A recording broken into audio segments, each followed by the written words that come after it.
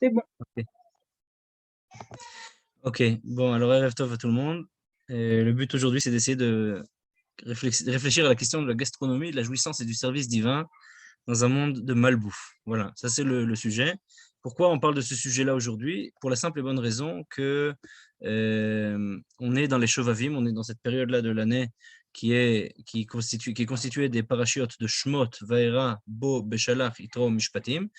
Et dans l'année embolismique comme cette année, il y a également Teruma et Tetzavé, Shovavim Tat, qui est une période de l'hiver. Et pendant cette période de l'hiver, on fait attention à toutes sortes de choses. Les kabbalistes ont institué des rites, des rituels qui sont justement là pour réparer la sphira de Yesod, c'est-à-dire cette idée-là de comment manger, comment avoir un rapport à autrui, ce qu'on appelle la mida du tzaddik, midat tzaddik. Et cette idée-là euh, de cette période de l'hiver où, justement, comme c'est l'hiver, eh ben, on a tendance à plus manger, on a tendance à moins faire attention, par exemple. Et les kabbalistes ont institué, pour rythmer cette temporalité de l'hiver, certains tikkunim, c'est des textes qui sont dits et des méditations qui sont faites pour essayer de réfléchir cette chose-là. Bon, ça c'est particulier aux kabbalistes, ça veut dire que c'est fait seulement dans des yeshivot de mekoubalim, de kabbalistes, mais c'est quand même une période de laquelle on peut apprendre quelque chose. Et, euh, et le fait même qu'on apprenne de ça, ça nous permet de prendre conscience du temps dans lequel on est.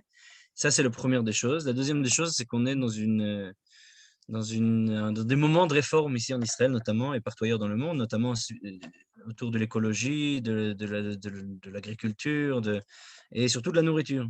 Il y a des taxes qui ont été mises sur les boissons sucrées, etc. Il y a une sorte de remise en question de quelle est l'autorité pour définir ce qui est bien, pas bien. Et une grande question qui se pose, dans quelle mesure la santé, le diktat, d'une certaine manière, de dire aux gens quoi manger et quoi ne pas manger. Euh, le culte du corps est important aujourd'hui. Quelqu'un m'a envoyé ce matin une blague, entre guillemets, je ne sais pas si c'est une blague, où c'est deux personnes qui discutent, et l'une, elle dit à l'autre, ah, comment t'as maigri tellement? Et l'autre, elle lui dit, ah bah oui, j'étais en dépression terrible. L'autre, elle dit, ah, c'est super, moi aussi, je veux. Bon, c'est pas une manière très bonne de vivre le monde. Et la question, c'est qu'en est-il dans la Torah? Ça veut dire, ok, bon, ben, on vit ce moment-là. Comment la Torah régit ça? De quoi la Torah, elle parle autour de ça? Ça, c'est la première des choses. La deuxième des choses, à part les Shovavim, à part la période dans laquelle on vit et l'hiver, etc., qui engendre ce genre de réflexion, il y a autre chose. On lit dans la paracha de la semaine, parachat Mishpatim, les versets suivants.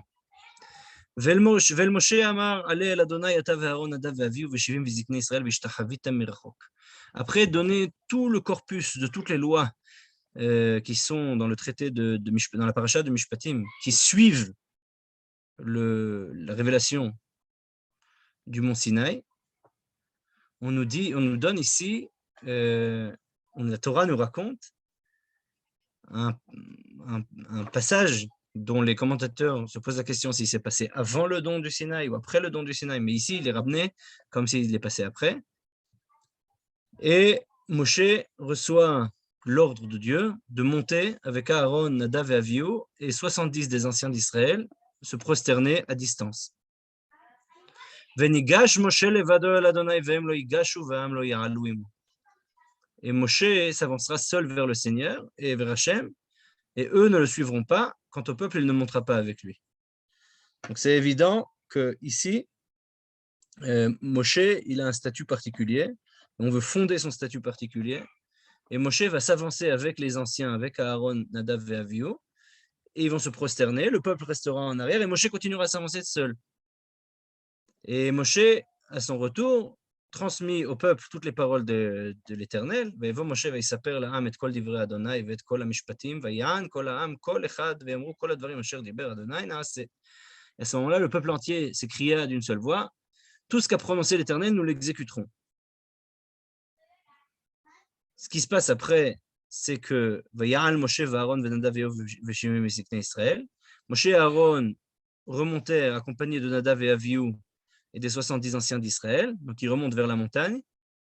Et ce qui se passe, Vayireu et Elohei Israël, vetachat raglav kemaaseh livnat hasapir. Alors, Vayireu, ils contemplèrent, on ne sait pas exactement qui. S'agit-il du peuple? S'agit-il de Moshe, Aaron, Nadav et Avihu? Les commentateurs et les 70 anciens, les commentateurs se sont partagés sur la question parce qu'on ne sait pas exactement de qui il s'agit. Quoi qu'il en soit, c'est marqué ici, Tachat livnat hasapir, tachat raglav kemaaseh livnat hasapir, וכעצם השמיים לתואר. Sous ses pieds, quelque chose de semblable au brillant du saphir, de limpide comme la substance du ciel. Alors, il y a des commentateurs, dont Rabbi Yehuda Levi et d'autres, qui semblent dire que ici, Rabbi Avraham Ben Ezra, qui semblent dire qu'ici, c'est la source. Et en réalité, on peut voir ça vraiment dans le texte, de la faute du veau d'or qui va suivre. Parce qu'en fait, ils ont vu ici, sous les pieds du char céleste. Et le char céleste, nous dit le prophète Ézéchiel, il a en bas, sous ses pieds, on voit, il y a un des aspects, c'est un bœuf. Et là-bas aussi, les termes livnat hasapir et etzem hashamayim lator sont utilisés. Donc on voit ici qu'il y a peut-être quelque chose que le peuple d'Israël a vu et il a simplement essayé de reproduire sa vision du divin, mais de manière idolâtre, puisqu'on ne peut pas attraper le divin, on ne peut pas le tenir dans sa main. Et les versets, ils disent, le verset, il dit, Ve'letzile bnei Israël lo shalach yado. Et Dieu n'a pas laissé sévir son bras, selon la traduction du rabbinat. Ve'lo shalach yado, il n'a pas envoyé sa main, il n'a pas frappé. Et l'atzile bnei Israël, vers les élus des enfants d'Israël. Atzilim, c'est plus que élus. Atzilim, c'est les nobles. Atzilim, c'est ceux qui ont un certain statut. Et la question, c'est qui sont ces élus des enfants d'Israël? Et qu'est-ce qu'ils ont fait exactement? Et pourquoi Dieu ne les a pas frappés? Est-ce que c'est positif? C'est négatif? Et le verset continue de manière très, très étrange. Vayechezu et Elohim.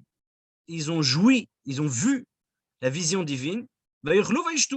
Et ils ont mangé, ils ont bu.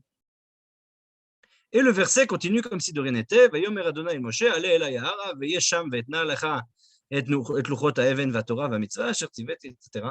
Et Dieu, il dit à Moshe, monte vers moi sur la montagne, et je veux te donner ces tables de pierre, la doctrine, les préceptes, les écrits pour leur instruction. Et Moshe, il part avec Yoshua, son serviteur, et puis ensuite, il gravit la montagne. Yoshua s'arrête au milieu, et lui, il continue jusqu'en haut. Bon, donc on a ici un récit qui revient sur le récit du Mont Sinaï, selon certains commentateurs qui disent qu'en réalité, ici, il y a un autre aspect du Mont Sinaï qu'on a déjà lu dans Parashat Yitro, qui est re-raconté ici. Soit on nous raconte autre chose qui s'est passé après. Quoi qu'il en soit, on a ici quelque chose de très étrange. On a un verset qui est absolument extraordinaire, qui nous dit que Dieu n'a pas frappé les Hatzilei Bnei Israël, ces enfants d'Israël qui sont des Hatzilim, qui sont élus, qui sont des nobles. Et ceux-ci ont vu Dieu, ont mangé et ont bu. Est-ce que c'est bien? C'est pas bien? Qu'est-ce que vous en dites? C'est la base des Juifs, non? Hein? C'est la base des Juifs, non? Il se passe quelque chose, on mange et on boit? Ouais, mais devant Dieu, devant un dévoilement divin. C'est bien, c'est pas bien? Ouais, on ne devrait pas en avoir. Enfin, ça dévoile autre chose. C'est une façon de dévoiler le divin. C'est la grande question. Ouais, bien, pas bien, bien avec modération. C'est la question. Regardons ce que dit Rashi. Rashi dit... Non. Quoi? Rashi dit Veichezu et Elohim. Ça veut dire quoi? Hayu mistaklin bo belev gam mitoch achila veshtia. Kach midrash tanchuma. Ve'un kelos tirgem. Et ve'un tirgos lo tirgem ken. Atzile leshon gdolim. Kmo ומאצילי הכרתיך, ויעצל מן הרוח, 6 אמות אצילה. Ouais, bon.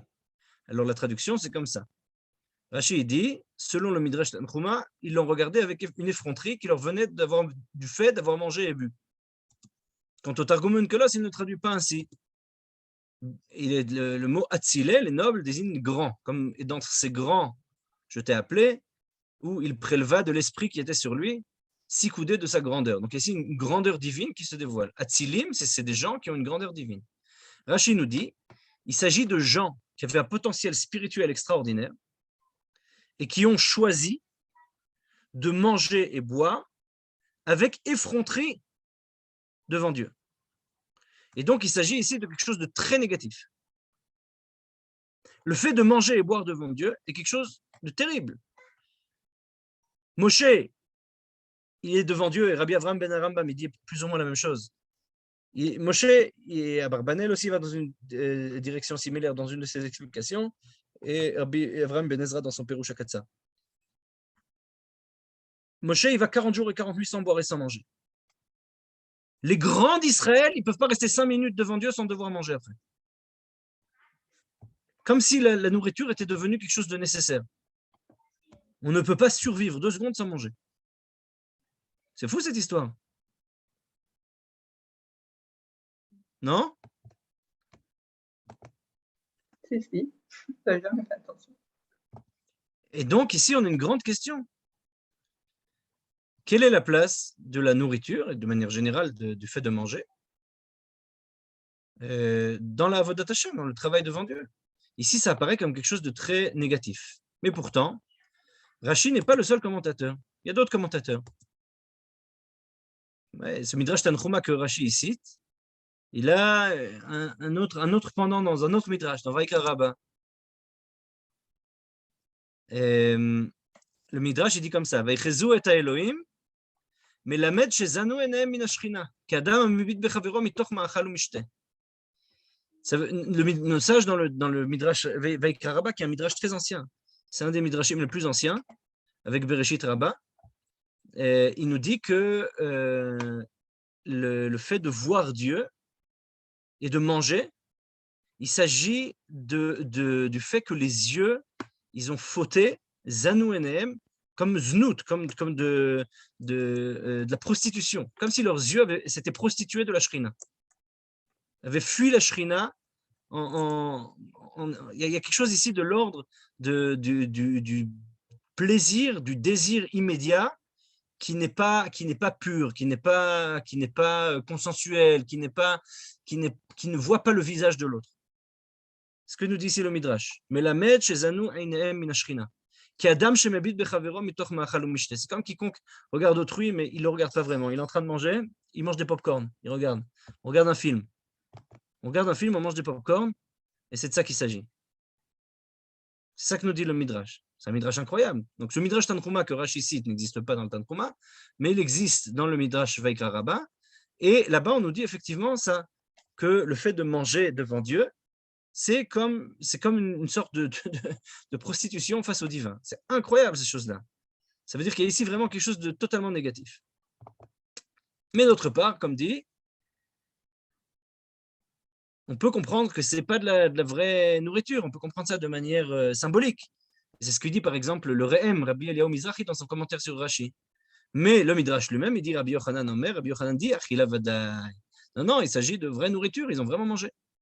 Amar Rabbi Tanchuma, et ça c'est la source de ce Rashi Tanchuma, c'est pas Midrash Tanchuma, c'est le Midrash de Rabbi Tanchuma dans le Vaikra Rabbah. Que dit Rabbi Tanchuma? Melamed sheparu et rosheen vegisu libam vezanu enem min hashchina.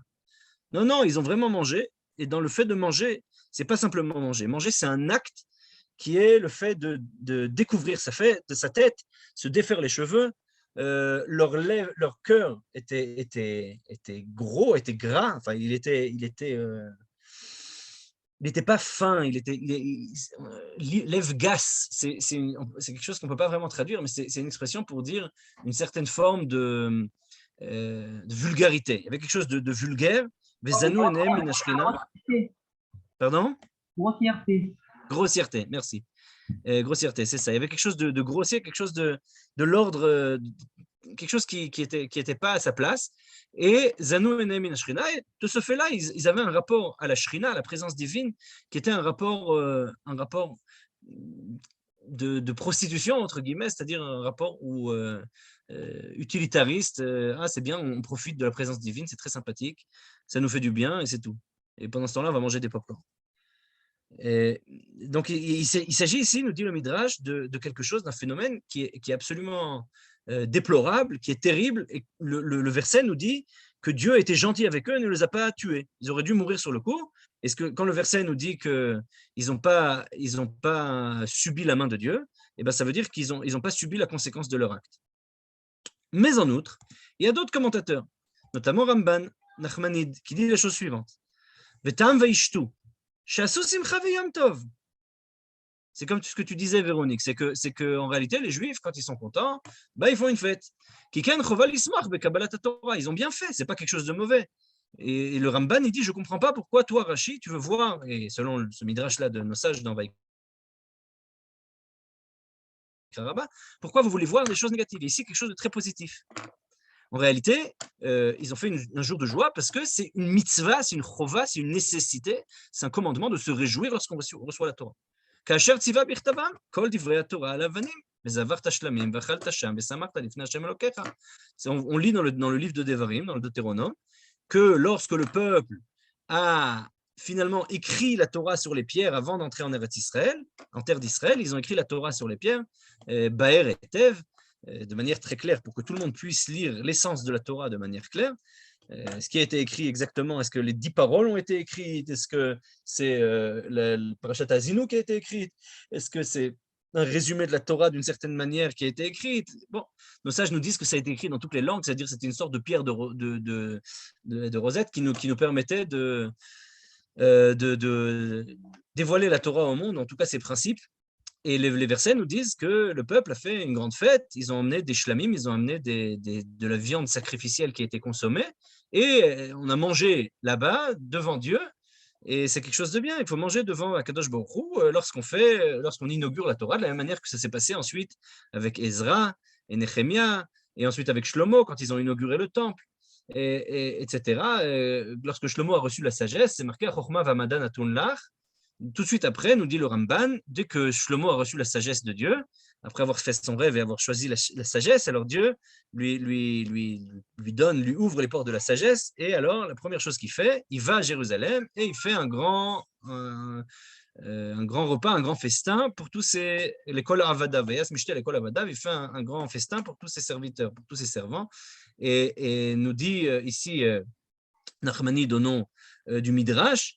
Rabbi Elazar dit dans le Midrash, dans Shir Hashirim Rabbah, Mikan shosim mishte legomra shel Torah. De là, on apprend que quiconque finit un traité d'études, finit d'étudier une partie de la Torah, eh bien, il fait un sioum, il fait un mishte, il fait un repas, et ce repas-là, il s'appelle Seudat Mitzvah. C'est ça, et c'est tranché dans la halacha. Si vous voulez, vous pouvez regarder dans le Piskei Teshuvot,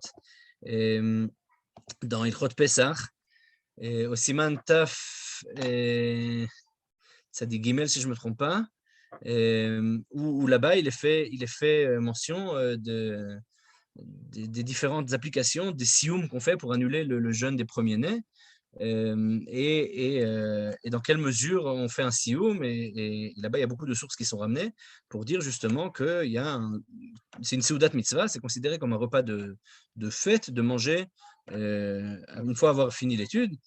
Le Chavot Yair, le Rav Yair Bachrach, il a un grand responsable là-dessus, dans lequel il parle en long et en large de cette idée-là que le fait de finir une étude, ça amène une joie qui est très profonde à l'homme, et c'est évident que lorsqu'on apprend quelque chose de nouveau, il y a une sorte d'effet eureka. C'est quelque chose qui a été prouvé d'ailleurs scientifiquement, que le fait qu'on ait la sensation de comprendre quelque chose, d'un coup, en hébreu, on dit nafal ha'asimon. Le jeton est tombé, c'est-à-dire comme dans les anciens téléphones où on mettait le jeton et ça tombait, et hop, il y a quelque chose qui se passe. On a mis le processus en marche. Et ben, de manière similaire, ici dès que le clic s'est fait, alors il y a une grande joie qui se passe. Et nous dit le Ramban, de manière similaire, lorsque David il a commencé la construction du Beth Amikdash en demandant aux gens de donner, alors à ce moment-là, tout de suite, il y a des gens qui ont amené des zvachim, de la viande sacrificielle, et ils ont amené de la viande holocauste, holot, l'Hachem, qui a été complètement brûlée. Ils ont mangé et ils ont bu devant Dieu. À ce jour-là, avec une grande joie. Et ce jour-là, qui est le jour en fait du mariage avec la Torah, ainsi l'ont-ils fait. Alors c'est très intéressant cette idée de mariage que le Ramban Nachmani il ramène ici.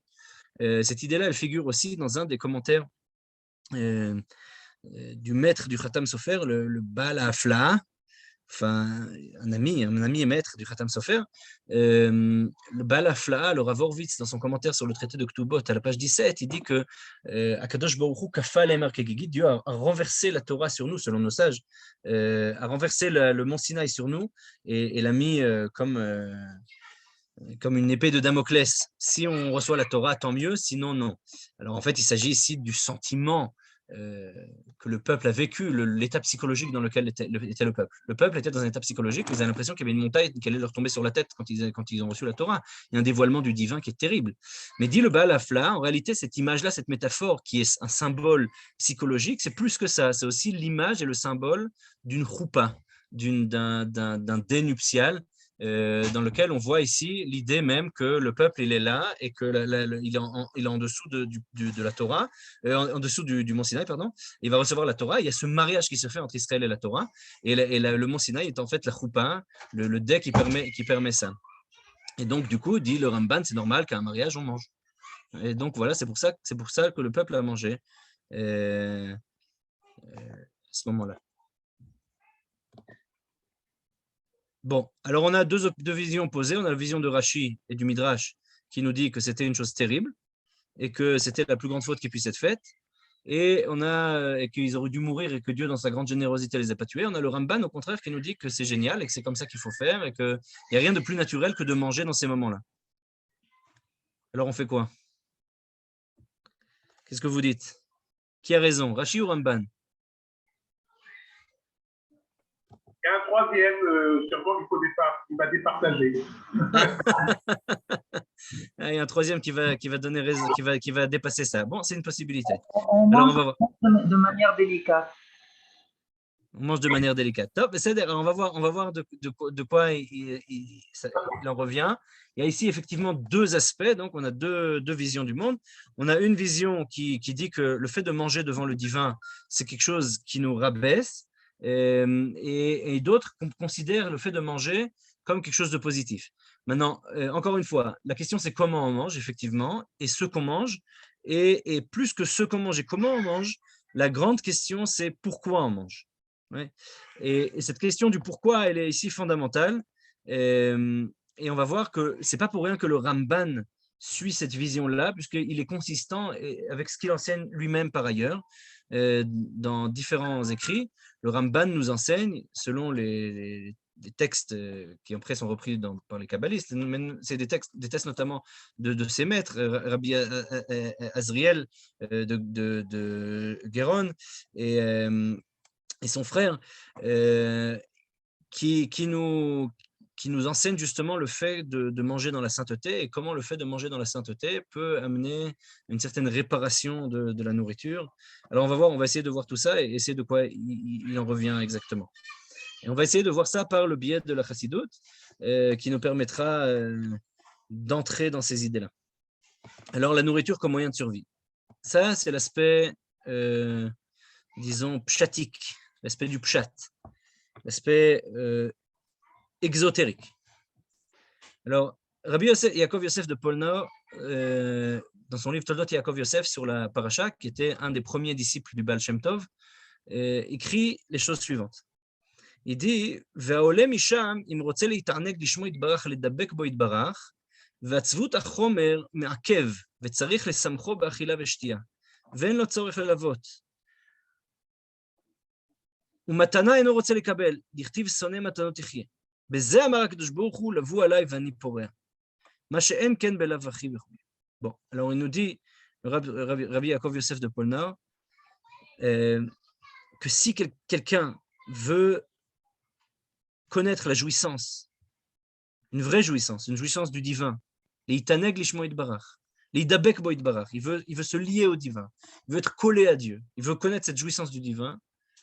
Et il n'arrive pas. Pourquoi il n'arrive pas? Atzvut hachomer me'akev. La tristesse de la matérialité l'en empêche. Mais tzarich lesamcho. Il faut le réjouir. Comment on le réjouit? Be'achila ve'shtia. Comment quelqu'un se réjouit lorsqu'il est déprimé? Nous dit Rabbi Yaakov Yosef de Polnau, par le fait de manger et de boire. Et il n'a pas de quoi manger, il n'a pas de quoi boire. Et il a besoin d'emprunter. Il n'a pas envie de recevoir des cadeaux. Parce qu'il sait que le roi Salomon a dit dans ses proverbes, Sonné matanot, ichye, quiconque déteste les cadeaux, ben lui il va vivre. Il ne veut pas recevoir. Ce n'est pas quelque chose qu'il aime, ce n'est pas quelque chose qu'il apprécie.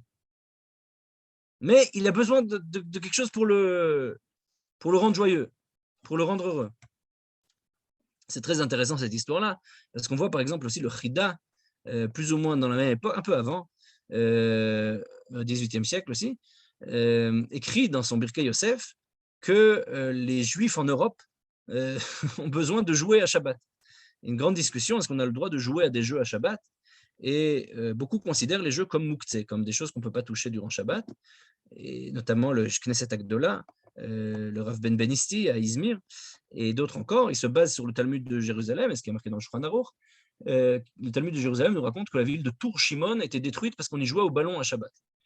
Et le Shulchan Aruch arrive à la conclusion que les jeux sont interdits à Shabbat, et le Rav Ovadia Yosef d'ailleurs tranche comme ça, comme le Shulchan Aruch, disant que tous les jeux sont mouktsé à Shabbat. On n'a pas le droit de jouer ni de toucher à des pièces d'échecs, à des jeux, à des cartes, etc. Tout ça est mouktsé.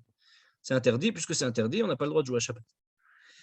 Toutefois, le Chida dit que c'est pas comme ça. Il dit que lui s'est promené dans beaucoup de pays. Il écrit ça d'ailleurs dans son livre Ma'agal Tov, où il raconte ses péripéties. Et il dit que les rabbins qui étaient en Allemagne, notamment en Allemagne et dans le nord de l'Europe, eux, ils jouaient tous à Shabbat. Ils avaient une tradition de jouer depuis le Maharam de Rothenburg jusqu'aujourd'hui. L'usage chez les Ashkenazim, c'est de jouer au ballon, au ping-pong, aux cartes, aux échecs, peu importe. Et il dit le Chida, Enach lahem legdolei Israël, shemitoch ha'atzvut ומתוך המראה השחורה צריכים לשחק להתעורר ללימוד תורה. Il dit le Chida, ils ont besoin, le Rav Chaim Yosef David Azoulay, donc il dit, ils ont besoin, les rabbins du Nord, les gens du Nord, ils ont besoin de jouer pour pouvoir réveiller leur volonté de vivre, leur volonté d'étudier et leur volonté de faire la Avodat Hashem. Parce qu'ils sont complètement déprimés, et du fait qu'il n'y a pas beaucoup de soleil, du fait que ce n'est pas évident de manière générale, et donc du coup, ils ont besoin de jouer à Shabbat, et on ne peut pas leur dire que c'est interdit, que c'est mouktsé, etc. Eux, ils ont une tradition comme quoi c'est permis, et il dit le Chida, Enach lahem legdolei Israël, permets-leur, il n'y a pas de... Bon, ils ont besoin. Alors c'est très intéressant. Et alors ici, le Toldot Yaakov Yosef, il dit la même chose, mais sur la nourriture. Ça veut dire, il y a des gens, ils veulent se rapprocher du divin, mais ils ne peuvent pas parce qu'ils sont déprimés. Alors, qu'est-ce qu'il faut leur donner à manger? C'est ça qui va les aider. Alors, le Toldot Yaakov Yosef, il pense comme le Ramban ou comme Rashi? Qu'est-ce que vous dites? Comme le Rambam. Évidemment, comme le Ramban. Il pense que si on mange, on peut se rapprocher du divin. Et que quand on s'en rapproche du divin, alors on mange. C'est-à-dire qu'il y a quelque chose de positif dans le fait de manger. Qu'est-ce qui est positif dans le fait de manger? Ça nous amène de la joie. Et sur ça, Dieu, il dit, le voilà, il va ni pour rien. Sur ça, Dieu, il dit, vous pouvez m'emprunter de l'argent et moi, je vous rends. Pourquoi Dieu, il dit, c'est sur mon compte, c'est pas simplement considéré comme un emprunt qu'on fait à quelqu'un, etc. Parce que, enfin si quelqu'un il emprunte de l'argent, il doit le rendre, évidemment, mais le Midrash, il nous dit ici que c'est comme s'il y avait quelque chose qui était de l'ordre de la permission de faire des emprunts pour ça. Et il nous dit, Toldot Yaakov Yosef, maintenant on va comprendre de quoi il s'agit dans le verset. Maintenant on va comprendre de quoi il s'agit. Les grands d'Israël, les élus d'Israël, c'est Atzilim, ces gens particuliers qui avaient la capacité de percevoir le divin. Alors eux, Dieu il les a pas touchés. Pourquoi? Il dit parce que c'est marqué dans Teilim, Uinhagenu almut. C'est-à-dire que Dieu va nous conduire même au-delà de la mort. כי הקדוש ברוך הוא שולח ידו לאחוז באדם להנהיגו שילך בדרכי השם יתברך ובעבודתו, והיינו בהתחלה בימי בחרותו ונערותו, אבל אחר כך מניחו שילך מעצמו. Il dit Dieu, il envoie sa main pour permettre à l'homme d'aller vers lui. Dieu, il vient chercher les hommes. Dieu est à la recherche de l'homme. Et c'est Dieu qui cherche l'homme et qui vient le prendre, et il vient avec sa main et vient le prendre pour l'amener vers lui. De la même manière que Dieu a pris Moshe pour lui, qu'il a pris Abraham pour lui, Abraham Oavi. Dieu, Zichut Torat Moshe Avdi, ouais, Dieu, Moshe c'est devenu le serviteur de Dieu, Dieu l'a pris pour lui. Nous dit le Toldot Yaakov Yosef, Dieu fait ça à l'homme lorsqu'il est dans sa jeunesse. Mais une fois que l'homme a choisi d'aller dans sa propre voie, alors Akadosh Baruch Hu, il le laisse aller dans la voie qu'il s'est choisie lui-même. C'est-à-dire au début, Akadosh Baruch Hu, il prend les gens et ensuite il les laisse aller. Aval, Atzilei Bnei Israël, mais les nobles du peuple juif, ces grands gens, ils étaient des gens importants même dans leur jeunesse. Ils n'avaient pas besoin que Dieu envoie sa main pour les aider. Ils n'avaient pas besoin d'une présence divine qui leur montre le chemin. De eux-mêmes, ils sont allés vers Akadosh Baruch Hu. C'est pour ça qu'ils s'appellent Atzilei Bnei Israël. C'est pour ça qu'ils s'appellent les élus, les grands, les gens avec un grand esprit. Parce que dès leur jeunesse, ils savaient déjà comment se rapprocher d'Akadosh Baruch Hu. D'eux-mêmes, ils se sont rapprochés de Dieu. Jusqu'à ce qu'ils arrivent à ce degré-là, et ils ont vu le divin. Ils ont réussi à avoir un dévoilement du divin. Et la tristesse qui est engendrée par la matière, ça ne les dérangeait pas. C'est comme s'ils étaient heureux et qu'ils étaient détachés de leur propre corps et des difficultés, des tsarot, des difficultés que le corps peut engendrer. Des douleurs, etc., des choses qui arrivent parfois du fait qu'on soit créé de matière, des maladies, etc. Et il dit, le Toldot Yaakov Yosef, ils ont mangé, ils ont bu, pas parce qu'ils avaient besoin, ni parce qu'ils avaient envie, mais justement pour rendre la matière de laquelle ils étaient faits joyeuse, et la rendre en adéquation avec le sentiment intime qu'ils avaient du fait de la révélation. Ça veut dire, souvent, il peut y avoir un décalage, dit le Toldot Yaakov Yosef, entre ce qu'on vit intérieurement et ce qu'on ressent physiquement. Quelqu'un peut ressentir sur son corps beaucoup de stress et ne pas en être conscient. Mais son corps, il va être recroquevillé, par exemple, ou il va ressentir le stress, et il se peut qu'à l'intérieur, la personne, elle ressente autre chose, elle est dans un autre état d'esprit, puisque sa conscience est ailleurs. Ici, ils ont vu le divin, ils ont eu une prise de conscience du divin, ils ont vu Dieu. À ce moment-là, leur état d'âme était un état extraordinaire de révélation. Mais leur corps, il était toujours triste. Il n'arrivait pas à ressentir ça. Pour pouvoir rendre leur corps heureux, eh bien, tout simplement, ils ont mis un peu de nourriture dans le corps pour rendre le corps heureux. Donner un peu de sucre. Et sur ça, Dieu dit, le voilà, il va n'y pourrer. Prenez-vous cet emprunt et je le rends. C'est Besséder. Ça s'appelle une nourriture qui est sacrée et consacrée. Et il dit le Toldot Yaakov Yosef, ou que Moshe Katav Ramban, comme l'a écrit le Ramban. Vous avez raison tout à l'heure en disant qu'il va comme le Ramban, comme Nachmanid. D'achila veshtia zo aya shel mitzvah besimchat haTorah shekiblu.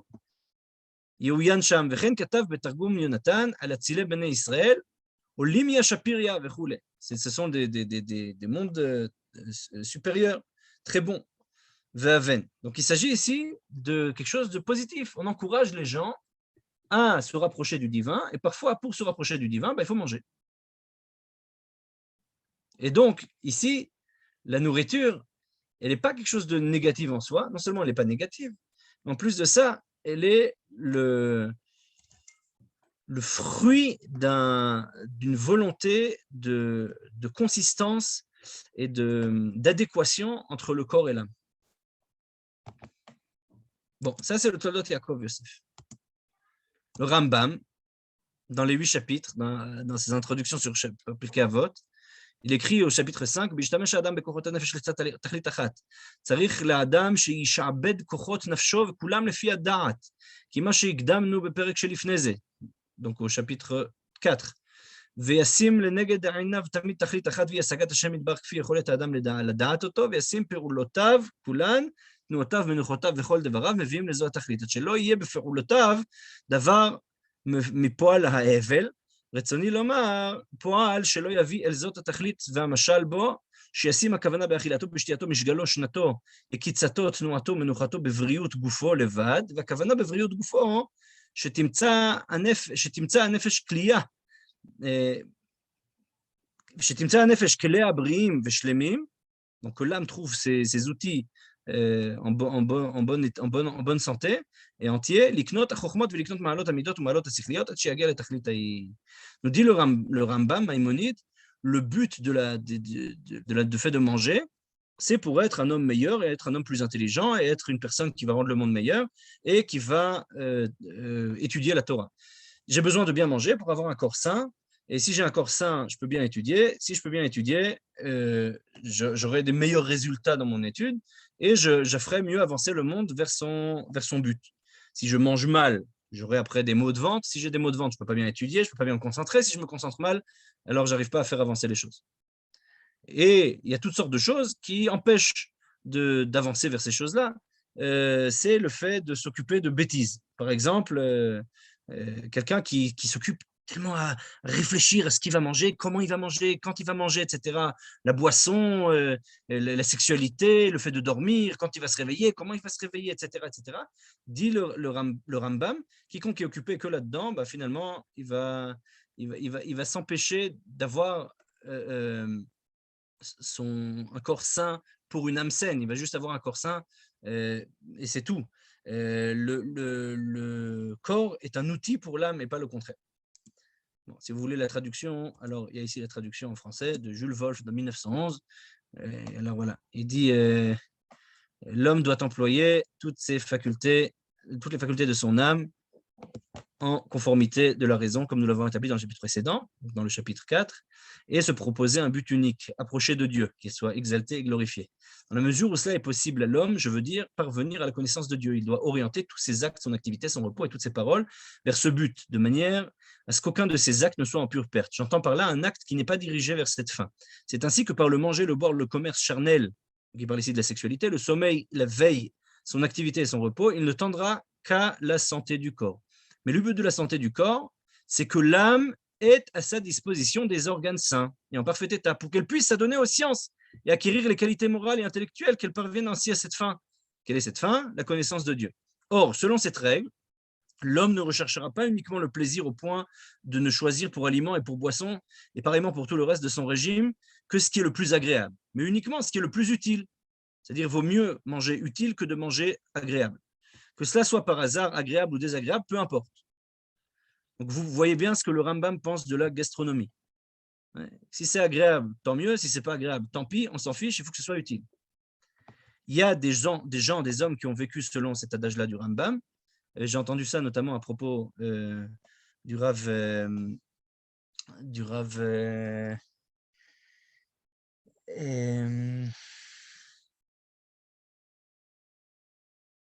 son nom m'échappe pour l'instant, du Rav Gedalia Nadel, qui apparemment n'aurait jamais mangé de glace ou de chocolat, soutenant que c'est pas utile au corps, à la consommation, c'est-à-dire c'est pas quelque chose qui fait peut-être ça fait du bien à l'âme, mais ça fait pas du bien au corps, et c'est pas utile comme consommation. Donc autant manger des légumes, des fruits ou autre chose, de la viande, enfin peu importe, tout ce qu'on peut manger, mais la glace et le chocolat, ça sert à rien. Ça nourrit pas et c'est pas utile, et donc peut-être que c'est agréable, mais ça sert à rien, et donc du coup il évitait de manger de la glace et du chocolat. Justement parce que le Rambam, Maïmonide, nous enseigne ici qu'il faut que ce qui est important, c'est que le régime ne soit pas agréable, mais il faut qu'il soit utile. Et donc le but, c'est l'âme. Et donc il dit ici, Maïmonide, il faut faire attention de bien faire tout pour arriver à rassasier l'âme et dissiper les pensées tristes. Et il dit, Maïmonide, et en tout cela, il visera la santé de son corps, et le but de la santé de son corps sera d'acquérir la science. Voilà, ça c'est le but. Donc, on vit pour étudier et pour savoir. Par contre, dans la chassidoute, on a une autre approche. Dans le livre Ber Maim Chaim, Rabbi Chaim de Tchernovitz, donc on est au milieu de la fin du XVIIIe siècle, début du XIXe siècle, il nous dit la chose suivante. Bien que le monde futur n'a ni consommation, ni boisson. Malgré tout, les gens vont atteindre la satiété et le sentiment d'être rassasiés par la vision de Dieu. Comme si ils avaient mangé et bu. Ainsi qu'il est marqué. Le Rav Chaim de Tchernovitz ici nous donne un aspect complètement différent. Il dit non, en fait on nous parle ici du sentiment. C'est pas que ces gens-là ils ont mangé devant le mont Sinaï. C'est que le fait d'avoir vu le divin leur donne la sensation d'avoir mangé. Alors cette idée-là, elle apparaît déjà bien avant lui. Ainsi, le Rassag, Rav Saadia Gaon, il dit que le fait que c'est marqué qu'ils ont mangé et ils ont bu, c'est que par la suite, après qu'ils ont survécu, ils ont continué à pouvoir manger et boire. Mais malgré ça, il y a d'autres explications qui disent qu'il s'agit ici de quelque chose de l'ordre de la métaphore, de métaphorique, qui n'est pas de l'ordre du réel. On peut trouver ça notamment chez le Rashbam, Rabbi Avraham ibn Ezra, dans le Chizkuni, Rabbeinu Miyucha, Sakedat Yitzhak, Abarbanel, etc., qui dit cette même idée-là, que le fait de manger et boire, que dont le verset parle, il s'agit ici d'une métaphore pour le peuple qui voit le divin, et le fait de voir le divin lui donne cette sensation de satiété et de rassasiement. Et nous dit Rabbi Chaim de Tchernovitz, ou Pirchou Chazal, et nos sages nous ont enseigné dans le traité de Brachot 17a et dans le commentaire de Rashi là-bas, qu'Al Yedem Achazeh Shada et Nehenu Virgishu Abriot ve'asovea ki'ish achal ve'shata. Ils ont ressenti dans leur corps de manière la plus profonde, et c'est leur santé et leur sensation de satiété qui ont été touchées comme s'ils avaient mangé et bu. Kacher biarnu ze bechiburenu siduro shel Shabbat, comme on l'a écrit dans notre livre Siduro shel Shabbat, donc c'est un autre livre que Rabbi Chaim de Tchernovitz a écrit, ou bezen yidber hakol al nachon bezrat Hashem yitbarach. Là-bas, il explique que il est possible, et d'ailleurs c'est des choses qu'on connaît d'ailleurs, on connaît d'autres cultures qui parlent exactement de ça, où le fait de manger et de boire permet cette sensation de satiété, et on peut atteindre ces mêmes sensations sans manger et sans boire. Il y a des gens qui arrivent par des jeûnes et des méditations, etc., à ces sensations-là, ce qui est très intéressant. Et nous dit ici Rabbi Chaim de Tchernovitz, de la même manière qu'on peut ressentir dans notre corps ces sensations qui sont produites par le fait de manger et boire, ça crée des hormones dans le cerveau qui ensuite amènent ces sensations-là dans le corps. Alors, de cette même manière-là, on peut arriver par technique de méditation, ou enfin, la vision du divin, à cela. Et nous dit Rabbi Chaim de Tchernovitz, ici, en fait, le peuple d'Israël n'était déjà plus dans ce monde-ci. Ça veut dire, c'est Atzilé Béné Israël, ces élus du peuple d'Israël, ces grands sages du peuple d'Israël qui étaient là. En réalité, ils n'étaient pas là au mont Sinaï comme tout le monde. Ils étaient là ailleurs, d'une certaine manière, où ils étaient quasiment dans le monde futur, où il n'y a pas de plaisir, mais il y a une jouissance. Il n'y a pas de plaisir matériel, mais il y a une jouissance spirituelle. Et cette jouissance-là, elle est similaire à la sensation d'avoir bien mangé, d'être repu, de bien avoir bu, et d'être dans une sensation d'entièreté, d'intégrité, un peu de high comme ça, où on sent qu'on a mangé ce qu'il fallait et tout est bien, il n'y a rien qui manque. Cette sensation de plénitude, c'est ça finalement qu'il y aura dans le monde futur. Et donc, on apprend ça de ce qui s'est passé au Mont Sinaï, enfin, dans notre paracha, donc au chapitre 24.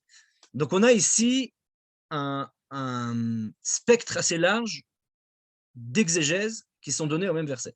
On a un verset, certains le voient comme la chose la plus horrible qui a pu se passer Comment ça? Dieu, il se dévoile et toi, tu manges des pop-corn? Rashi, le Midrash. C'est quasiment de la prostitution. Ouais, ça, c'est la première explication. Deuxième explication, le Ramban, Nachmanide, qui dit non, on apprend d'ici que lorsqu'on reçoit la Torah, il faut se réjouir. Troisième explication, Maïmonide, qui nous dit, attends, c'est quoi ça, le Ramban, lorsqu'il faut manger, il faut se réjouir? On mange parce qu'on a besoin de manger. On mange parce qu'il faut survivre. On mange parce qu'il faut étudier la Torah. Ici, ils ont mangé, ils ont failli mourir à cause de ça. Et c'est pas quelque chose de bien, c'est pas quelque chose de positif. Dire Rabbi Chaim de Tchernovitz, oui, mais on n'est pas obligé de le comprendre de cette manière-là. On peut comprendre en fait qu'il s'agit ici d'une allusion sur une sensation intérieure. Et de la même manière que dans le monde futur, on ne mange pas, c'est ce qui s'est passé ici. Ils n'ont pas réellement mangé, mais ils ont la sensation d'avoir mangé, et c'est pour ça que c'est positif. Et donc, Rabbi Chaim de Tchernovitz, finalement, il fait la paix entre le Rambam et le Ramban. Sauf que le Ramban, il ne sort pas de la concrétude. Il croit vraiment qu'on peut manger de manière saine et de manière positive, et qu'il y a quelque chose de positif dans la nourriture, comme on l'a vu chez le Toldot Yaakov Yosef, qui nous a expliqué que le fait de manger, c'est finalement faire un acte de bonté envers son propre corps.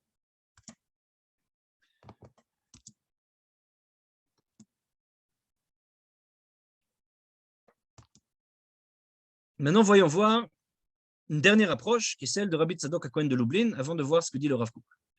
Rabbi Tzadok HaKohen de Lublin, il dit, dans Pri Tzadik sur Ma'amar Kedushat Shabbat, donc Pri Tzadik, c'est un livre sur la Torah, avec des commentaires qu'il a donnés, des commentaires chassidiques, et dans cet article qui s'appelle Sur la sainteté du Shabbat, qui est divisé en différents chapitres, alors la lettre 7, au chapitre 7, il dit, Ukmo hamazon shemezin aguf, valiede ze mosif koach ve'oz, velule ze yichlash, כן השגת הכבוד יתברך למזון, כמו שכתוב ויחזו את האלוהים ויאכלו וישתו, שזה יהיה להם אכילה ושתייה לנפש.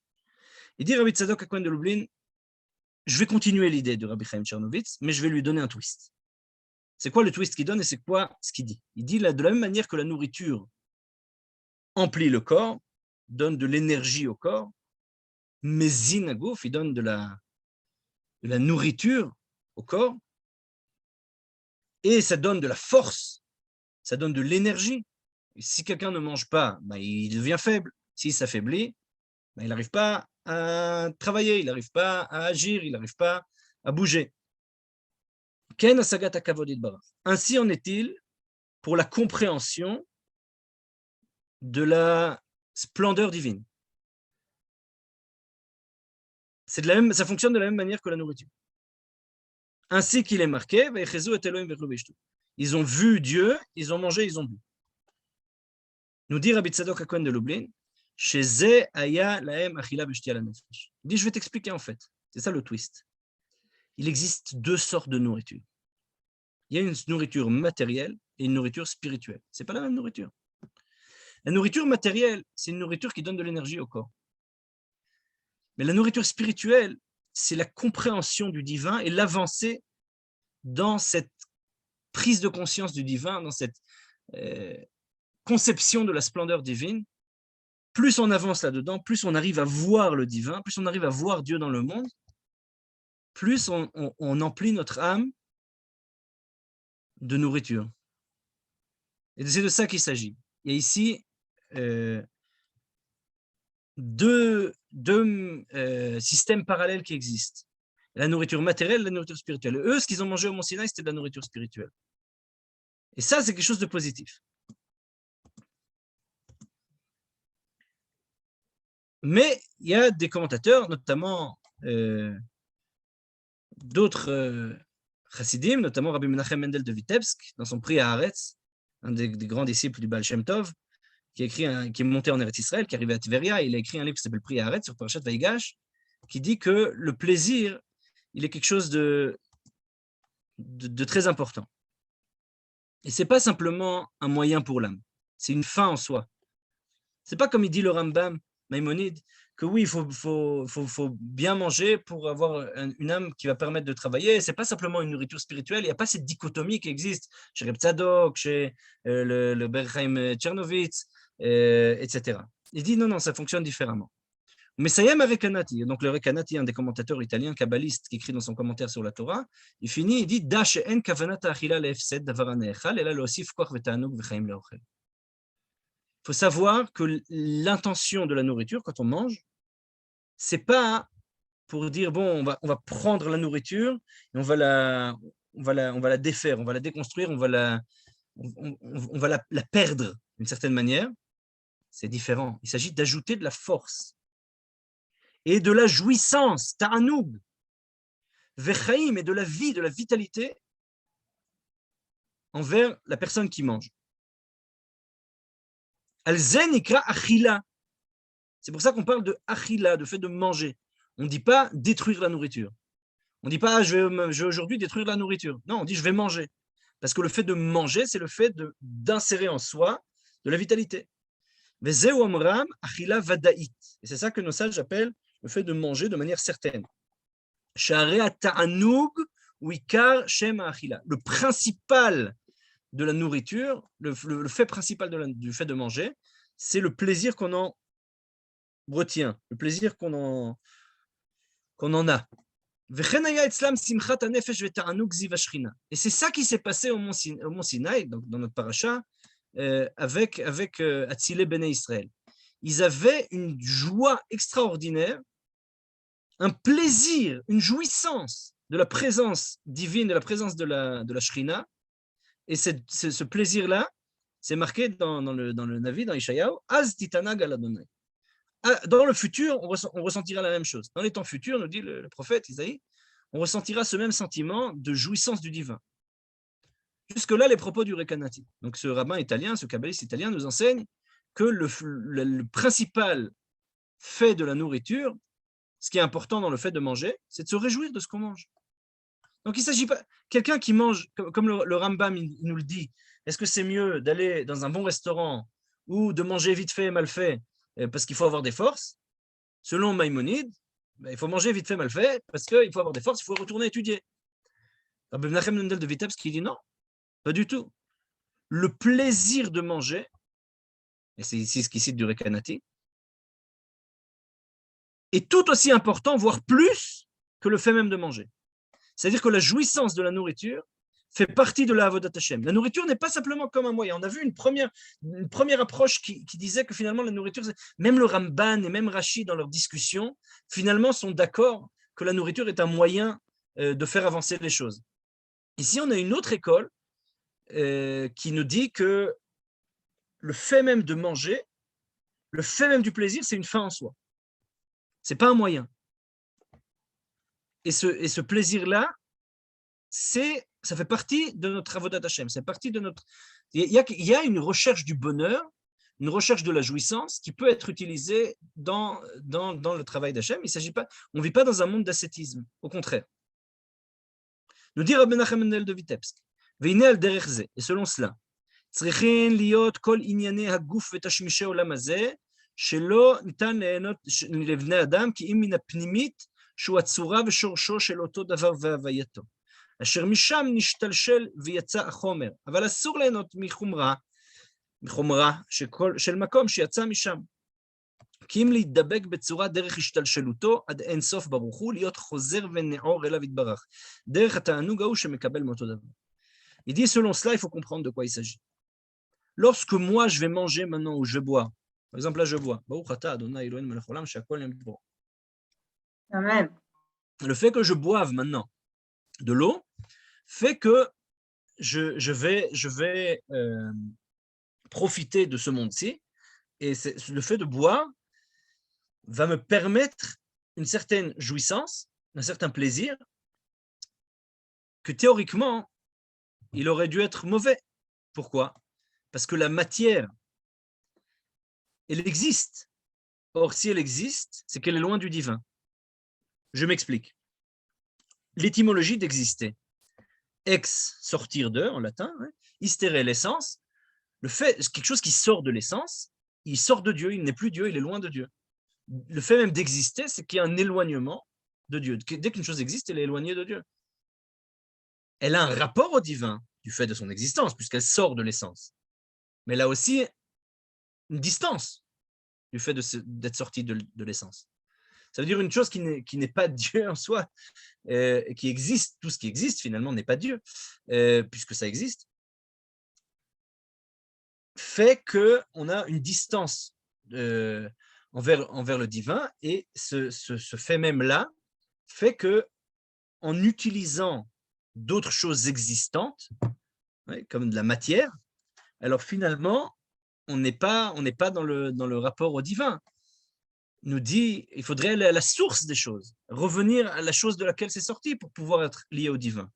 Nous dit Rabbi Menachem Mendel de Vitebsk, non, Dieu a créé le monde de telle sorte qu'il y a une lumière qui est dans les choses, une essence des choses que l'on peut réveiller par le plaisir qu'on en a.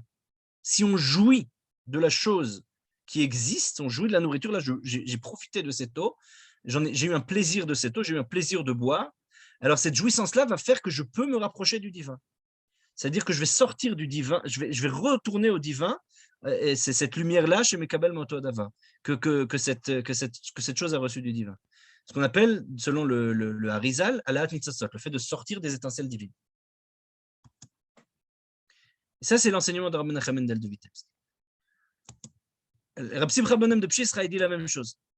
Il dit au nom, donc c'est marqué chez son disciple, le Torah Temet Lublin, il dit, et ça apparaît aussi dans Kol Mevaser, il dit au nom du Rabbi Akadosh Simcha Bonem de Pshisra, Asher Ikar Kavanat Achila, c'est quoi la kavana la plus importante quand on va manger? Vous diriez quoi? Bien se concentrer, faire une bonne bracha, penser à Dieu. Non, pas du tout. L'il'os etev. Nous dire Rabbi Simcha Bonem de Pshisra, la kavana la plus importante quand on mange, c'est bien mâcher. Pourquoi c'est bien mâché? Pourquoi c'est important de bien mâcher? Nous dire Rabbi Simcha Bonem de Pshisra, Anira bezel dakdek hadek eitev kodem ablia bet agio leikar anat האכילה שהוא לברר מזה שורש הטעם שהוא מוצא פי השם. Il dit lorsque tu mâches bien, qu'est-ce qui se passe? Avant d'avaler, tu fais un exercice de pleine conscience, tu fais un exercice de mindfulness. À ce moment-là, tu commences à prendre conscience du plaisir. On ne mange pas juste vite fait. On mange, on mâche, et on a un certain plaisir. Ce plaisir fait que on peut essayer de réfléchir à la source du goût. Et quelle est la source du goût? Motza pi Hashem. Le fait même que l'homme puisse profiter du monde, c'est la volonté divine. C'est-à-dire, si on considère que le monde est créé par Dieu, alors toute jouissance qu'on a de ce monde, c'est une jouissance du divin. Ve'o kemo shene'emar b'matan Torah, et c'est ça qui est marqué dans notre paracha. Vayechezu et Elohim vayechlu veishtu. Ils ont vu Dieu, ils ont mangé, ils ont bu. Vetargomo, et la traduction, ve'avu chadan ki'ilu achalan ve'shatan. Ils étaient vivants, pleins de vitalité, comme s'ils avaient mangé et bu. Ki be'emet hu, parce que la vérité, elle est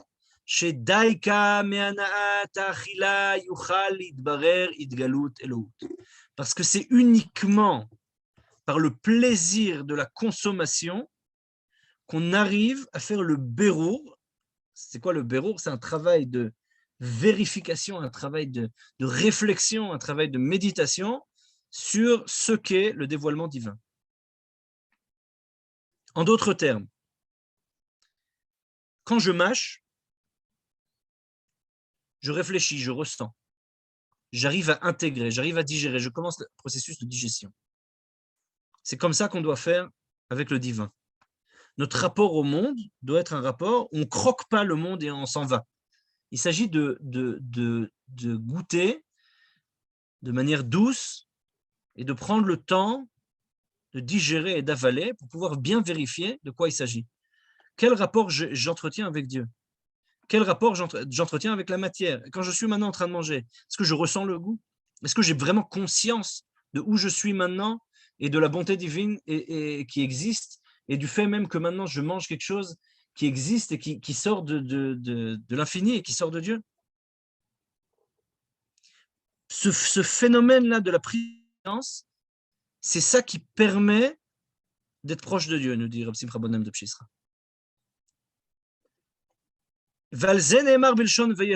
C'est ça qu'ils ont vu, les Atzilé Bnei Israël, ces grands hommes du peuple d'Israël. C'est comme une vitre, enfin un miroir, où il se voit lui-même. Il Il y a un reflet de soi dans la vitre, il y a un reflet de soi dans le miroir. Et c'est ça le fait de voir. Parce que quand je suis présent, quand je suis en pleine conscience, je me vois moi-même. Je suis conscient de où je suis. Et c'est ça le plaisir de manger. On va prendre l'image d'en haut de la source du goût. Et comme c'est marqué dans le Zohar HaKadosh, sur le verset, de mon corps, je vais voir le divin. Mibsari mamash, de mon corps, vraiment. Shual tachlit anat et olam hazeh, qui est le but ultime du plaisir de ce monde-ci. Et d'elle-même, justement, on pourra arriver à la présence du divin. C'est ça la source de la jouissance dans la Kedusha. Bon, alors qu'est-ce qu'on a vu jusqu'à maintenant?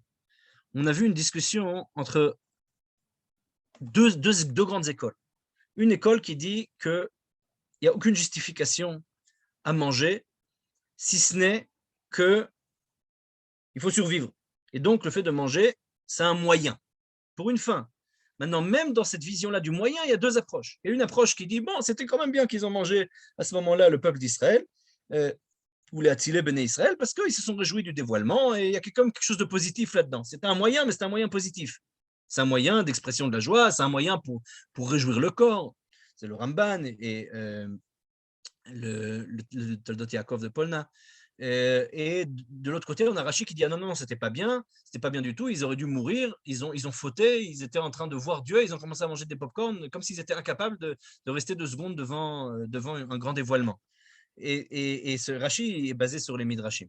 Donc on a ici, dans cette approche, disons, utilitariste de la nourriture, deux approches, et on a aussi Maïmonide qui nous dit que la nourriture, c'est quelque chose qui est juste là pour remplir le corps, et l'essentiel, c'est d'être dans le travail spirituel. Et là aussi, on a vu que les rabbins chassidiques ont essayé de justifier ça en disant qu'il y a 2 sortes de nourriture, la nourriture matérielle et la nourriture spirituelle. Ça, c'est la première école. La deuxième école, c'était l'école qui dit que non, il y a une nourriture qui est en soi une fin, c'est pas simplement un moyen. Et le fait de manger nous permet de nous rapprocher du divin, nous permet de prendre conscience du divin. On a vu ici plusieurs écoles, plusieurs approches qui donnent dans des nuances différentes ce concept-là de se rapprocher du divin par la nourriture. Le Simcha de Pshisra qui dit que la kavana la plus importante, c'est mâcher. Mâcher, c'est la kavana la plus importante parce que ça nous permet de prendre conscience, et c'est comme ça qu'on doit faire le travail du bérour, c'est comme ça qu'on doit faire le travail de la justification du divin. Rabbi Ephraim de Sadiklov, le petit-fils du Baal Shem Tov, dans Parashat Mishpatim, il dit Velatzile Bnei Israël, les grands du peuple d'Israël, et ce sont Bnei Aliyah, ce sont des gens qui ont réussi à s'élever. Lo shalach yado, Dieu ne les a pas punis. Ainu bechinat meniat asagal yede simat hayad. Dieu ne les a pas empêchés de voir, comme si on voilait la vision avec la main. Alors, il dit non, il n'a pas fait ça. Ils ont vu Dieu, ils ont mangé, ils ont bu. Il dit ici le Rabbi Ephraim de Sadiklov, donc le petit-fils du Baal Shem Tov, il dit quelque chose d'extraordinaire. Il dit par le fait de manger et boire, ils étaient plus simplement des gens qui mangeaient et buvaient. Ils étaient des gens qui mangeaient et buvaient en voyant le divin. Ça, c'est un degré extraordinaire. Et en réalité, le Rambam lui-même, il parle de ça à la fin du Moreh Nevuchim, à la fin du Guide des Égarés, que c'est le degré des Avot, c'est le degré d'Avraham, Yitzhak et Yaakov, qui, pendant qu'ils allaient faire paître les troupeaux, ils étaient en rapport avec Dieu, ils étaient dans cet état-là de conscience du divin. Il dit, Rabbi Ephraim de Sadiklov, Dieu n'a pas mis sa main, ça ne veut pas dire qu'il ne les a pas tués, ça veut dire qu'il ne leur a pas voilé avec sa main son apparition. Il était là. Et le fait d'être là, ça a permis justement d'être à la fois dans ce monde-ci et dans un autre monde en conscience. Et donc la nourriture ici, c'est quelque chose, s'il faudrait atteindre ce degré de sainteté dans la nourriture pour pouvoir être dans un état où justement le fait de manger nous amène donc le fait de manger lui-même peut nous amener à un état de dévoilement. Et on va finir maintenant avec le Rav Kook qui dit dans Rot HaKodesh la chose suivante. Ce que la volonté de manger, donc l'appétit simple de la nourriture fait chez tous les êtres vivants, Vetzel bnei adam benonim, chez les gens moyens, chez les êtres humains moyens. L'amshich et adam le'echol le'achzik et chayav ve'kochotav. Il dit effectivement, il y a un aspect où on mange pour survivre, où le fait de se nourrir, c'est un moyen, comme le dit Maïmonide, comme semble dire Rashi, etc. Et ça existe. Il y a des gens qui vivent comme ça, il y a des gens qui vivent comme ça. C'est finalement ce qui se passe au niveau des animaux, de la nature, il y a des gens qui vivent pour survivre, c'est-à-dire ils mangent pour vivre, ou ils vivent pour manger, on ne sait pas. Mais ils vivent de telle sorte que le fait de manger, c'est ça qui va donner un sens à leur vie. En tout cas de survie. Et il y a des gens, nous dit le Rav Kook, ça fonctionne différemment. C'est Gdolé Adéa, ce sont les gens plus spirituels. Chez eux, Poel Betsura Atzilit Vekoach Nisgav. Chez eux, ça fonctionne de manière noble et plus haute. Tzadikim Yesodé Olam, ce sont donc des justes qui sont au fondement même du monde, qui essayent de retrouver les étincelles de sainteté qui se trouvent dans chaque nourriture, dans chaque chose du divin qui est sortie du divin. Il doit y avoir du divin à l'intérieur parce que ça existe. Puisque la joie intérieure, la joie de la neshama, de l'âme, elle se réveille lorsque l'homme mange de cette manière-là, puisqu'il va intégrer en lui, dans son âme, de la lumière divine qui provient d'ailleurs. L'osif baem or vechadut olamim, il va ajouter de la lumière, et chedvat olamim, pardon, il va ajouter de la volonté, de la volonté du monde. Vehem be'atzmam osifim oz vesimcha, et eux-mêmes ajoutent de la force et de la joie dans l'action même, ça a coupé, dans l'action même de manger. Et dans l'action qui est avant manger. Et lorsque l'homme est en train de manger, la joie est déjà en train d'agir du plus profond de l'être. Et dans le fait de manger, la joie monte. Et en fait, le Rav Kook explique ici un processus de mise en exaltation. Oui, c'est finalement... c'est le fait de rentrer dans une certaine transe comme ça en mangeant, parce qu'on se prépare en réfléchissant avant de manger ce qu'on va manger, comment on va le manger. Ensuite, on fait la bénédiction, on essaye de sortir, de penser qu'on va rentrer toute l'énergie divine qui est dans la nourriture en nous. Et ensuite, finalement, on va avoir de la joie et cette joie va monter. Et quand on va manger, on va mettre la nourriture dans sa bouche. Alors là, on est dans un état de joie ultime. Et à ce moment-là, à ce moment-là, on va manger avec force et on va boire et le cœur est heureux. Et Torah, et le cœur est bon et heureux avec de la Torah. Et c'est quoi ces divrei Torah? C'est quoi ces propos de Torah? C'est le fait de manger et de boire lui-même. Les Bae Besod Hashem, ceux qui sont capables d'arriver à ce degré de prise de conscience de soi et de manger dans la pleine conscience, alors ils sont capables de vivre la divinité de cette manière-là. Des Yademai, des Machvela ou Bemachog, ils savent ce qui se passe en haut. Alors, de cette manière-là, finalement, le Rav Kook qui nous enseigne que le fait de manger, il peut avoir un autre aspect. Donc, si je résume ce qu'on a vu jusqu'à maintenant, on a vu de manière générale deux approches. Une approche qui voit la nourriture comme un moyen, une approche qui voit la nourriture et la jouissance comme une fin, et pas simplement un moyen. Dans l'approche qui voit la nourriture comme un moyen, on a vu trois aspects, on pourrait dire. Un aspect complètement utilitariste, un aspect même qui est négatif, et un aspect qui dit que bon, il y a quand même un travail à faire, comme le Ramban, qui est ce travail-là de manger dans la sainteté, mais malgré cela, il y a toujours une dialectique qui existe entre la nourriture matérielle, la nourriture spirituelle et les différents aspects. Ça, c'est la première approche. La seconde approche qu'on a vue dans les différents textes chassidiques, elle dit que dans la nourriture elle-même, il y a quelque chose de positif. La jouissance elle-même, c'est une jouissance du divin. Et le fait de manger, vaut mieux manger quelque chose de bon et d'agréable que de quelque chose qu'on fait par nécessité. Et dans ce sens-là, la nourriture, c'est un moyen ou une métaphore ou un outil pour se rapprocher du divin en soi. Et donc, il y a ici quelque chose de complètement différent. Et ce qui est très intéressant, c'est que toutes ces approches, toutes se basent sur le même verset de notre paracha et le comprennent de manière complètement différente. Alors voilà, c'est ce que j'ai essayé de montrer ici, c'est qu'un même verset peut être compris, comme on a pu le voir, de manière complètement différente, avec des apports complètement différents, et nous permettent de réfléchir sur notre société et sur la période dans laquelle on est, aussi de manière différente, avec des pistes vraiment hétérogènes. Tov, ad kan le'inyaneinu, baruch Adonai l'olam, amen v'amen. Si vous avez des questions. Il y a des questions. Moi, j'ai une question. Dans le Likutei Moharan, il me semble, Rabbi Nachman, il traite du fait que, par exemple, manger un fruit qui n'est pas mûr, Ouais. c'est très mésique. Oui, alors Rabbi Nachman, il explique ça de manière différente.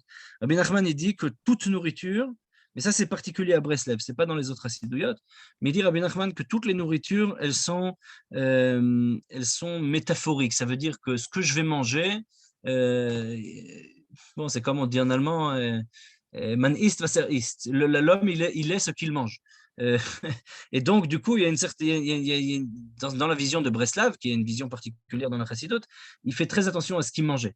Il mangeait seulement certaines choses et il disait que si une idée n'est pas suffisamment béchéla, n'est pas suffisamment aboutie, elle n'est pas suffisamment mûre, alors elle est mauvaise. Et si quelqu'un mange des fruits pas mûrs et des objets pas mûrs, des choses pas mûres, alors il va avoir des idées pas mûres.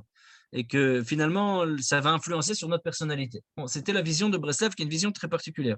Et donc, Rabbi Nachman faisait très, très attention de manger que des fruits extrêmement mûrs, voire à la limite de la pourriture. Ce qui n'était pas évident.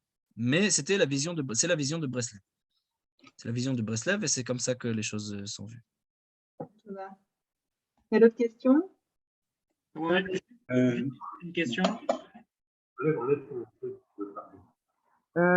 pense qu'on peut un petit peu extrapoler par rapport à toutes les jouissances du corps, pas seulement concernant la nourriture. Quand tu nages, par exemple, et que tu as un plaisir de nager et que tu dis je tabac, c'est bon, c'est la même chose. Bien sûr, c'est toutes les jouissances. Pas chaud, oui. C'est marqué d'ailleurs, quand Reb Simcha ben Shisra parle de Ta'anoug, il dit Kol Ta'anoug, tous les plaisirs. L'enseignement qu'on tire de tout ça, c'est un peu un enseignement de Diavad, parce que de poser la question, est-ce quand ils sont montés, est-ce qu'ils auraient dû ou pas dû, c'est un peu une fausse question, parce qu'ils n'avaient pas la loi et d'une certaine manière, et ils ont agi spontanément.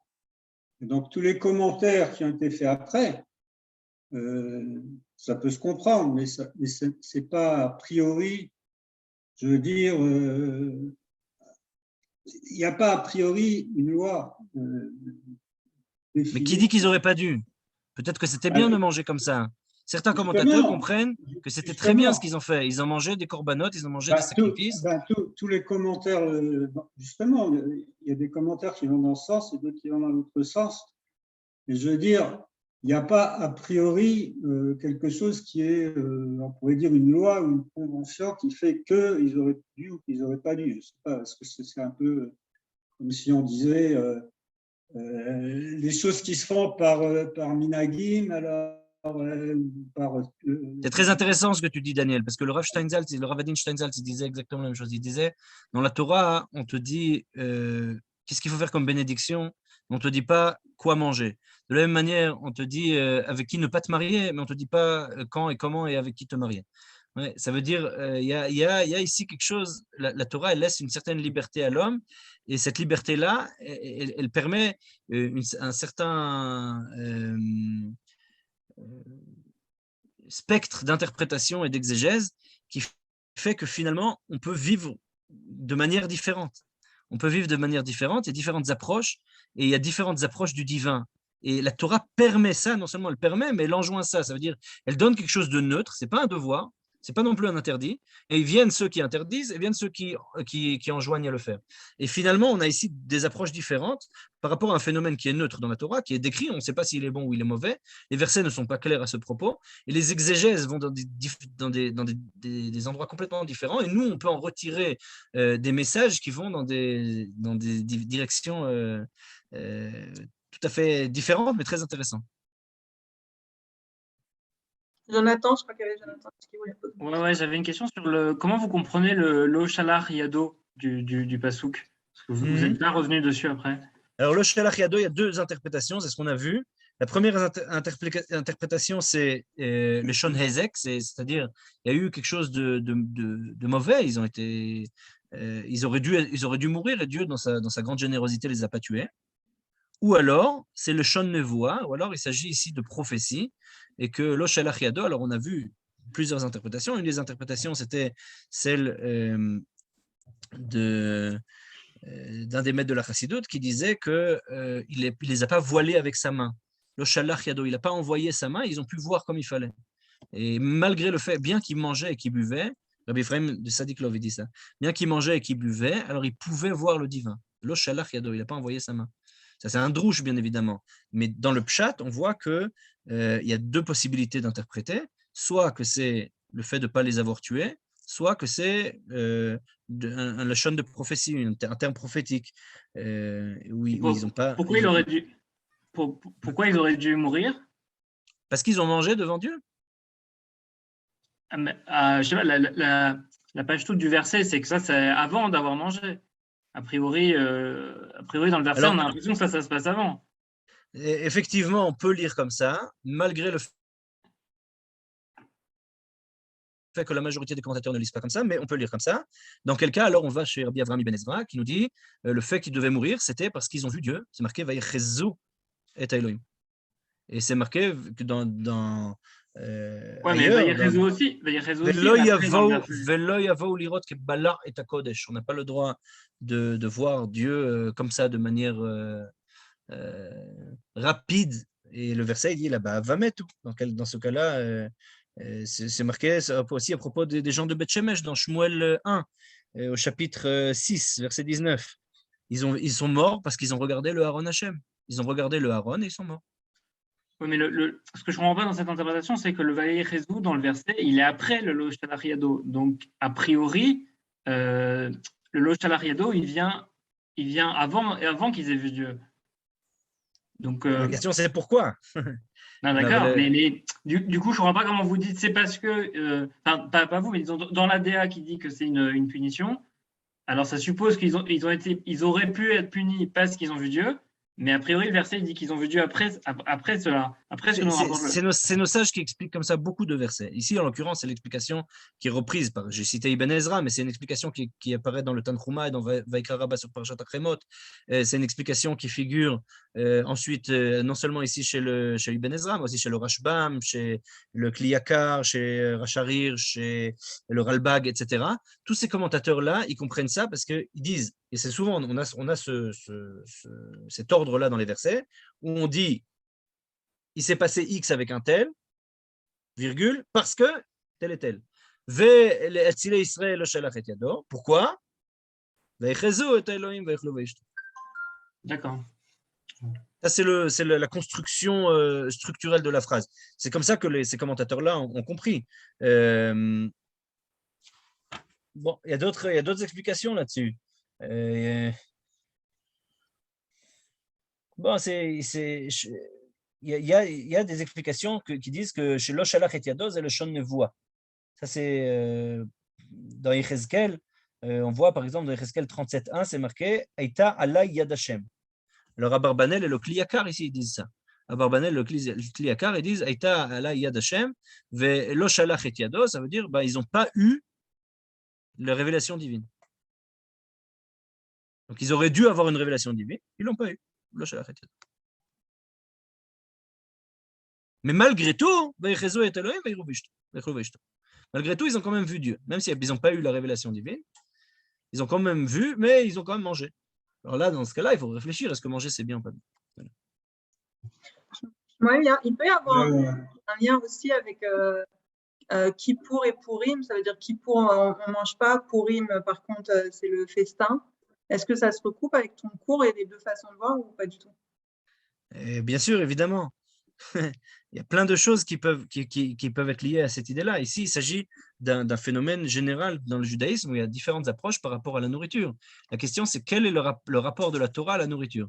Ce que j'ai essayé de dire ici, c'est qu'il n'y a pas un rapport, il y a différents rapports et que tous les rapports peuvent nous amener à la Avodat Hashem, au travail divin.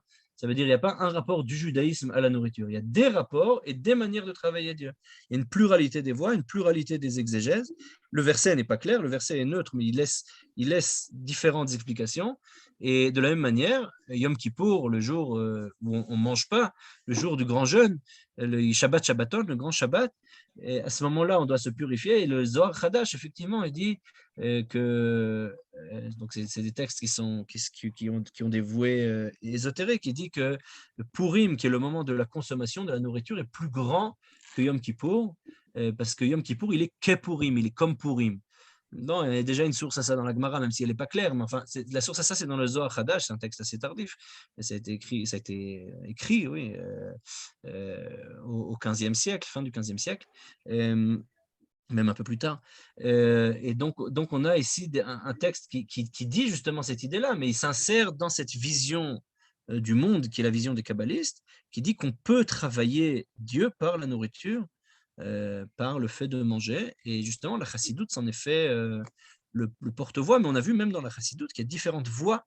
On a d'un côté le Toldot Yaakov Yosef, et Tzadok HaKohen de Lublin et d'autres qui disent bon, il y a quand même cette dialectique entre la nourriture matérielle et la nourriture spirituelle, et même la nourriture spirituelle, il faut bien faire attention de la vivre comme telle. Et d'un autre côté, on a ces auteurs chassidiques qui voient dans la nourriture une fin en soi et pas simplement un moyen, et c'est une fin de la Avodat Hashem, du travail du divin, un rapport direct qu'on peut avoir avec Dieu par la nourriture.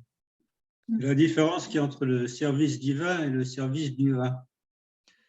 Ouais, c'est exactement la phrase de Rabelais. Ça, c'est Rabelais dans Pantagruel. Le service du vin et le service divin. Ouais, c'est la fameuse blague qui fait dire aux prêtres là.